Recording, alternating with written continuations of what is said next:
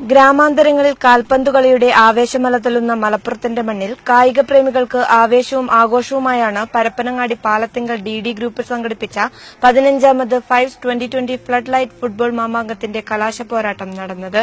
അന്താരാഷ്ട്ര നിലവാരത്തിൽ ഫൈവ്സിന്റെ ആരവത്തിന് കളമൊരുങ്ങിയിട്ട് 15 വർഷത്തോളമായി. വാദ്യമേളങ്ങളോടെയുള്ള ട്രോഫി വരവും ഗാനസന്ധ്യയും നയനമനോഹരമായ നൃത്തങ്ങളും ഫൈനൽ മത്സരത്തിന് ഉത്സവ പകിട്ടേകി.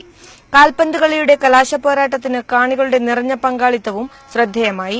DD super soccer fives flood light football tournament ഫൈനലോടനുബന്ധിച്ച് പതിവിലും വ്യത്യസ്തമായ വൻ ആഘോഷ പരിപാടികൾക്കാണ് സംഘാടകർ ഒരുക്കിയിരുന്നത്. വലിയ മൈതാനങ്ങളിൽ 11 കളിക്കാരുമായി മത്സരങ്ങളാണ് തീപാറുന്നതെങ്കിൽ മലപ്പുറത്തിന്റെ ചെറിയ ഫുട്ബോൾ മൈതാനങ്ങളിൽ 7 പേരുള്ള സെവൻസ് മത്സരങ്ങളിൽ നിറഞ്ഞു നിൽക്കുമ്പോഴാണ് പാലത്തിങ്കൽ DD ഗ്രൂപ്പ് ഒരു ടീമിൽ 5 പേരടങ്ങുന്ന ഫൈവ്സ് മാമാങ്കത്തിന് കളമൊരുക്കിയത്.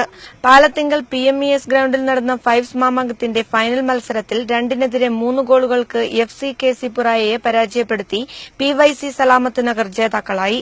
ജേതാക്കൾക്കുള്ള ട്രോഫി വിതരണവും ക്യാഷ് പ്രൈസും താപ്പീസ് ഗ്രൂപ്പ് മാനേജർ ബാപ്പുട്ടി ഹാജി നിർവഹിച്ചു.